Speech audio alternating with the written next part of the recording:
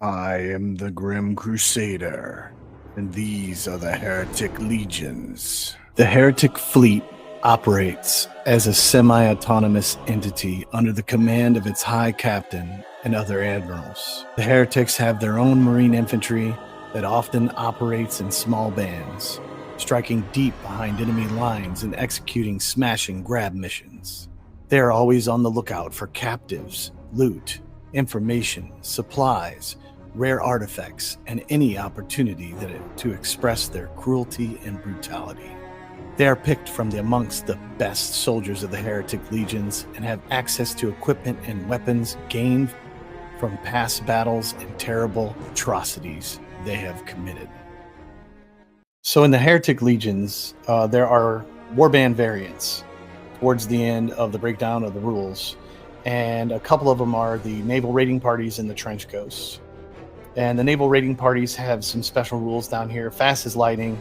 All models have +1 dice when they're taking their dash actions, so it makes them a lot faster. Close assault weapons. So the Warband can buy submachine guns for 25 ducats per weapon. The light troops. So the force may only include 0 to 1 anointed and 0 to 1 artillery witch.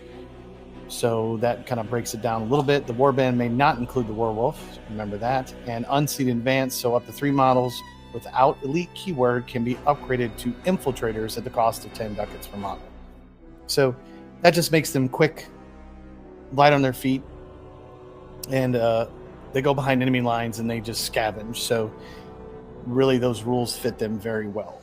Sometimes when heretic troopers die upon a hallowed ground or in the presence of an uncorrupted holy relic, they become trapped between planes of existence. Claimed by neither heaven nor hell, the trench ghosts become undead, doomed to fight a war without an end, attacking both the faithful and heretic alike, hating life, obeying commands that no living can hear.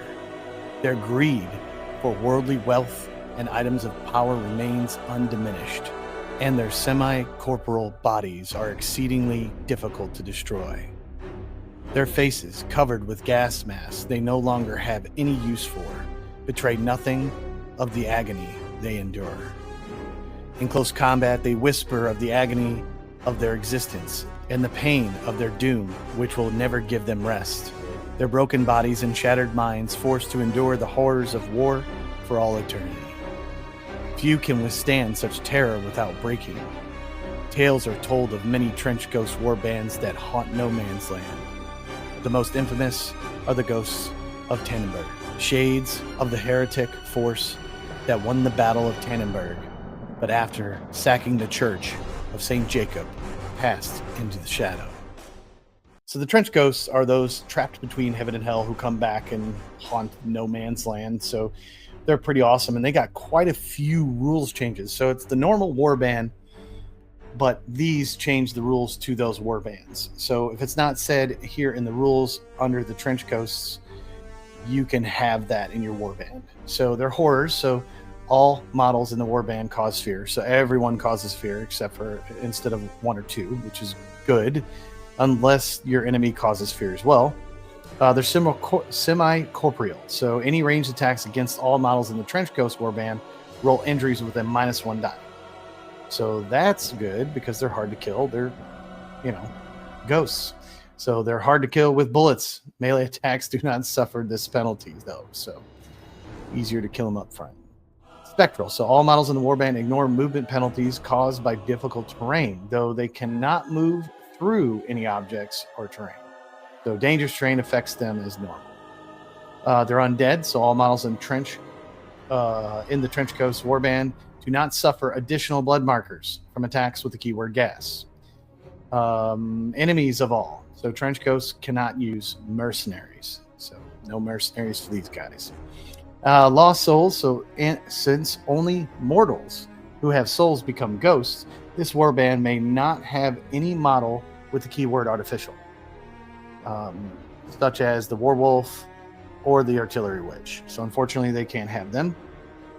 And no model in the warband may have a hellbound soul contract or an infernal brand mark. So any model that has one of these pieces of equipment in their base profile will not have it, although its price stays the same. So, you know, they're slow. So all models in the Trench Ghost Warband have a half dash distance. Example, 3 inches, and they suffer -1 dice to all attacks against models retreating melee combat.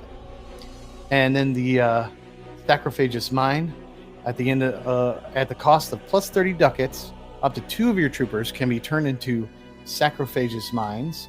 They gain the armor characteristic of -3, but can carry no other weapons or any other items from the armory.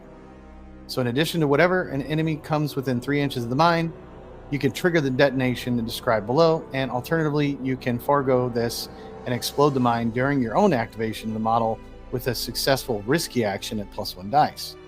Now, when it detonates, the mine explodes, and treat the blast 3 inches weapon targeting the Sacrilegious model and with the keyword shrapnel.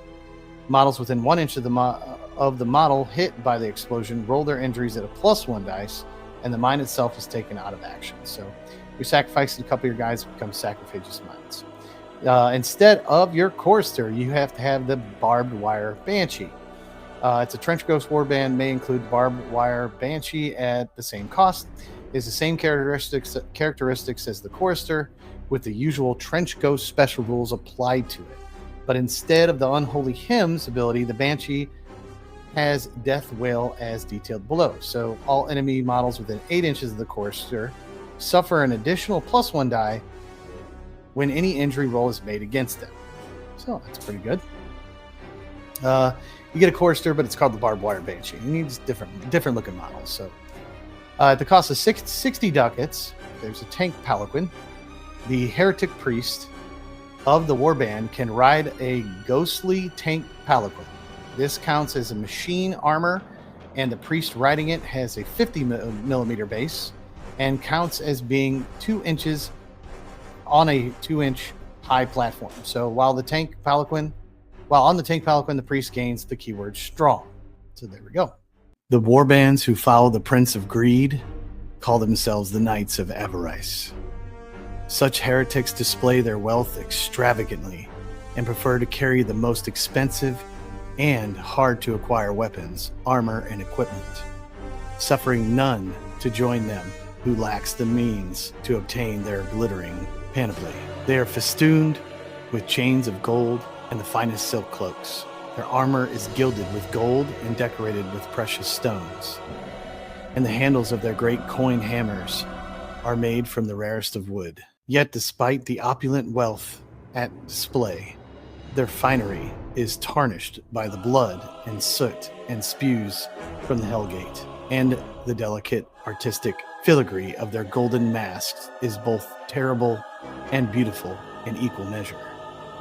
In combat, they favor hammers and clubs that break the bones but leave the flesh and blood intact, as well as poison gas and highly accurate rifles. They scorn crude and destructive fire or explosive weapons that could damage any objects of value. After the Knights of Avarice have claimed victory in combat, they scour the battlefield or any settlement they've conquered like a swarm of locusts. Anything and everything of value is taken. Metals from brass to bronze, silver to gold, and art objects, precious stones, livestock, trades goods, rare tomes and scrolls. All are meticulously cataloged and carried away by slaves and demonic beasts of burden, or great armored cars that take the stolen loot into the underground treasure chambers, which act as the temples of Mammon. Even the dead are stripped of their flesh, with the detached skill of seasoned butchers, ready to be sold at market. Eternal organs taken from the fallen victims are carefully preserved, alchemical liquids to be sold to the scientists of the infernal laboratories. The heretics of the path of Mammon, hoarding riches is not mere acquisition of wealth. It is their religious compulsion. Ironically, they gain little pleasure from their vast wealth, as their greed makes them continuously desire ever greater riches. Thus their warbands forever roam no man's land, looking for forgotten treasures or foes to dissect and turn into wealth. For the greed of Mammon will never be sated. Another variant is the Knights of Avarice, and the Knights of Avarice are just greedy little people. That's pretty much what they are. But they have the knights. They have the following special rules. In a campaign, the patron of the warband will always be Mama. So instead of the puppet master ability, the heretic priest of the Knights of Avarice may select the price of greed ability if they wish. So the price of greed is worldly wealth belonging to the target model of this curse starts crushing them under its weight. So you choose any model the priest sees within 12 inches and take a risky action. So if it's successful, you roll immediately on the injury chart for that model and add +1 dice to the injury roll for each -1 armor modifier the model has. For example, if the model has a trench shield and a standard armor, add +2 dice to the injury rolls. So that's pretty good. Mamam's Chosen. The Knights of Avarice allow only the wealthiest and the best equipped candidates to join their ranks.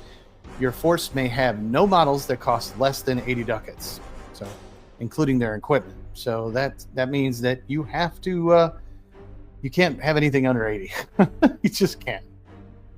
Corrupt merchants, so many merchants, traders, and moneylenders within the faithful nations of the followers of Mammon secretly supply the Knights of Avarice with their wares.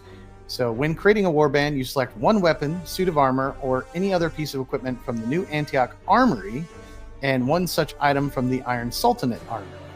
You can acquire this gear exactly as the warband they came from.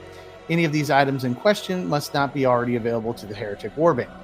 All the same limitations of the original list apply, so there's little point in taking an Assassin's Dagger, for example, since it can be only used by assassins. So these two selected additions are available to your warband throughout the campaign. So stealing armor, that's what they do. You know, after the battle they won, they rip the skins and armor off of people, so that makes sense. Preserve the loot. So the Knights of Avarice's greedy dislike using weapons that could damage the amount of wealth that can be extracted from the fallen. So no weapon with the keyword fire or shrapnel can be used by any model in this warband. So in addition, the artillery witches of this warband use gas bombs. They have the keyword gas instead of shrapnel, and they ignore armor. So ignores injuries caused by a direct hit are rolled on 2d6, and models within 3 inches blast radius are rolled with -1 dice. In a similar vein, their grenade launchers have the gas keyword instead of the shrapnel keyword, have -1 dice to their injury rolls and ignore armor. So her shrapnel or the artillery witch's shrapnel bombs or anything with fire is going to cause gas instead. Infernal Rivalry. So Memam is a rival of Baruth, a great devil of wrath and murder, who is the patron of death commandos. So Knights of Avarice may include no death commandos. So you can have any death commandos. Warlocks are creations of Mammon. So Goetic Warlocks. This warband may include one for the price of 110 ducats. This warlock is still a mercenary and obeys all of the rules associated with being a mercenary, such as having fixed equipment and not being able to be promoted to an elite throughout the course of the campaign. So you get a warlock. Debtors of Mammon. So the wretched of the warband are not tied to the Mammon's Chosen rule. So Mammon's Chosen rule means that you can only have everything has to be over 80 ducats, but the wretched don't have to be. So you still can have as many wretched as you want.